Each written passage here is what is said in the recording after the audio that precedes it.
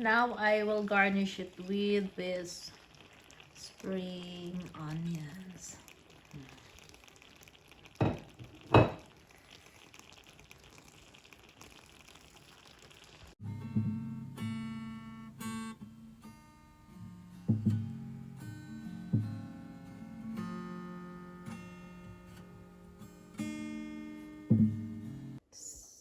So, ito ang eggplant nila dito. Yan. So, ang laki ng eggplant nila, no? So, ito, hiwain natin.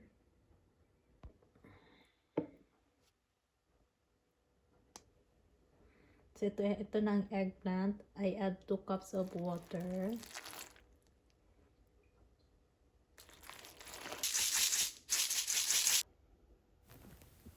So, ngayon magawa tayo ng sauce para sa eggplant natin. So, nilagay ko dyan ang sugar, salt, little bit of salt, at saka nilagyan ko din ng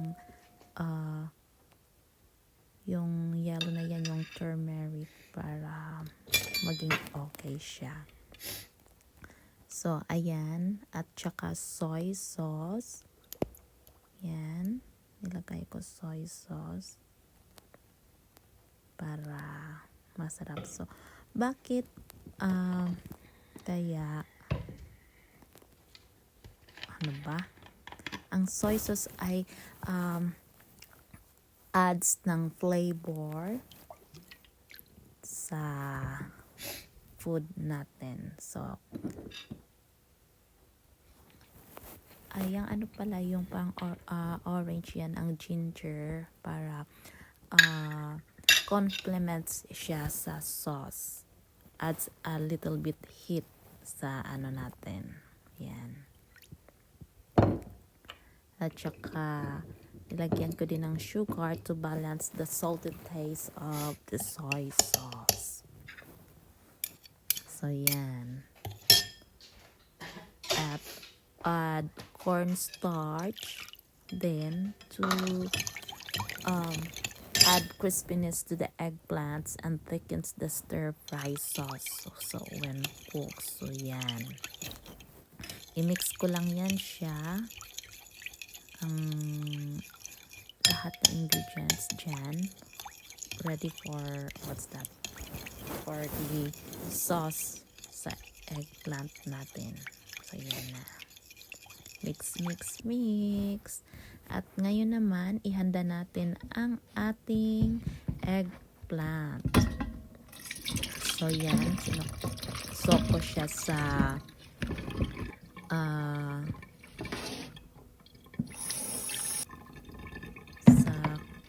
ano yan, cornstarch at saka sa water para maging crispier and firmer.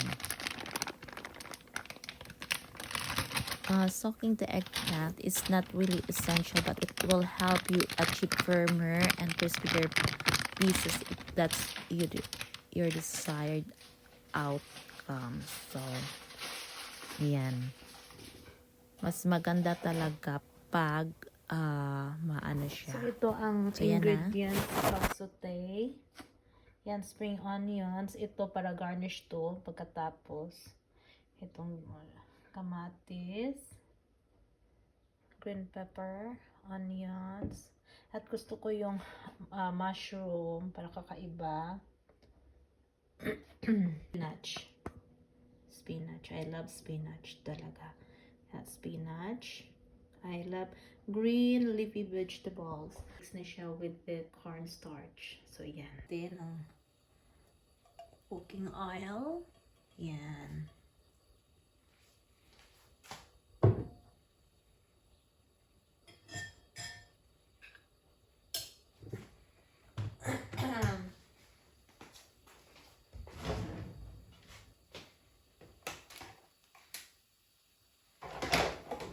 Pag nalagay like ang mga pag mainit na ang cooking oil, ilagay natin ang spring onions,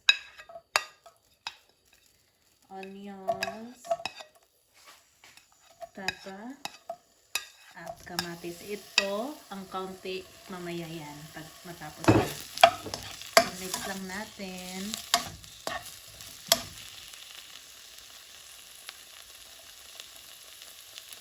Mix natin siya.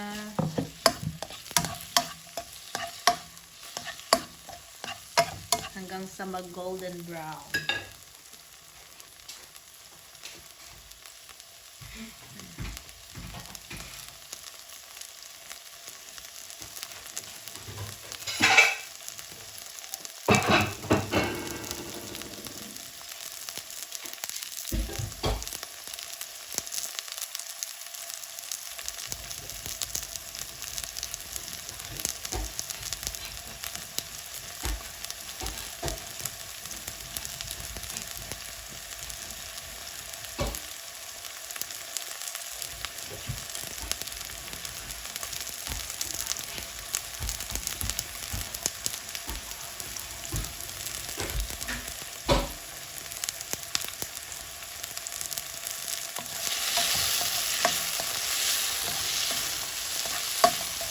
Yan, hintayin natin yan na para mag-golden brown.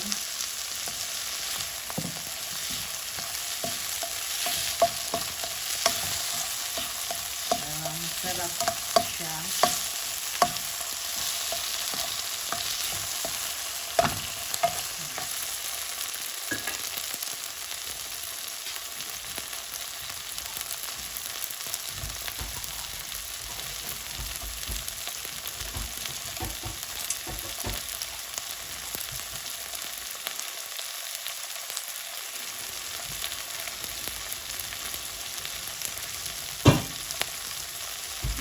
Ngayon, year lang ako nagluluto. Nag-start magluto. Kasi parang namis ko na ang mga pagkain sa Pinas. Yung mga favorite ko mostly. Mga lang, steak. Mga ganyan ang kinakain ng steak, bread, yung mga English style mashed potato. Gusto ko yun sa rice talaga kasi gusto ako dagdag ng timbang kasi I'm super skinny na. So, ngayon, gusto ko naman yung siya, yung may laman-laman. So, ayan, parang na siya. Ilagay natin ang mushroom. So, yan. Lagay natin ang mushroom. Okay. Yan, mix lang natin. I love mushroom din. Yan.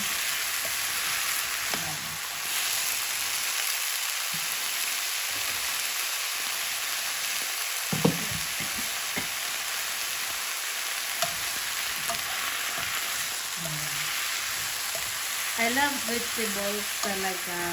Gusto ko pa ang yung mga pagkain ng mga vegetables sa mga meat. Nasasarapan ako sa mga pagkain vegetables.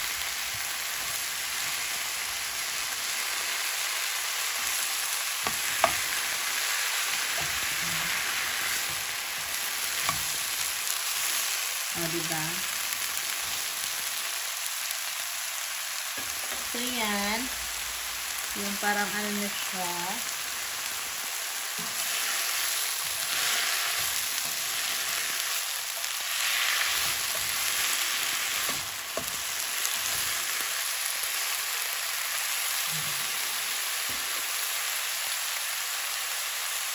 Ilagay na natin ang eggplant.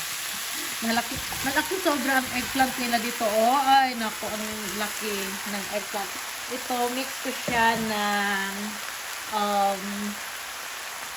cornstarch. Ang cornstarch pala, yun para magpatikin ng ng mga sauce. Ano pa? Ang laki ng eggplant nila. 3 piraso lang to ng eggplant. Pero ang laki. May ito.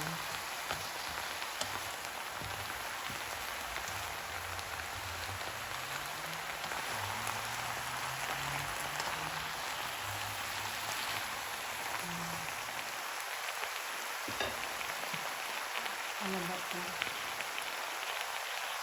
Ilagay na natin yung sauce na ginawa natin. Itong sauce na ginawa natin, ilagay na. Yan. Diba? So, medium heat siya. Medium heat. So, ilagay natin.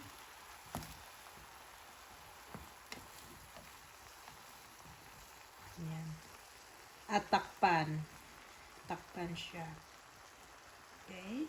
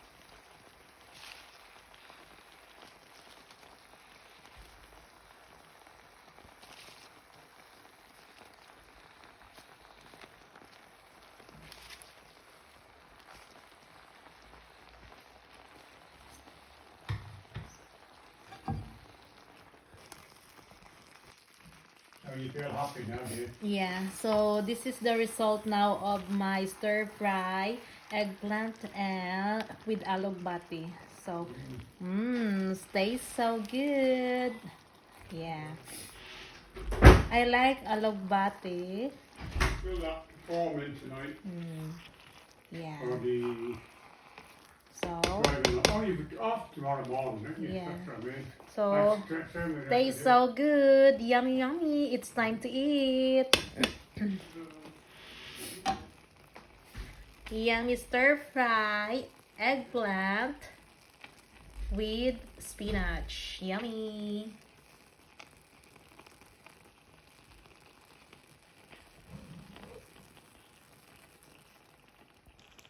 Now I will garnish it with this spring onions.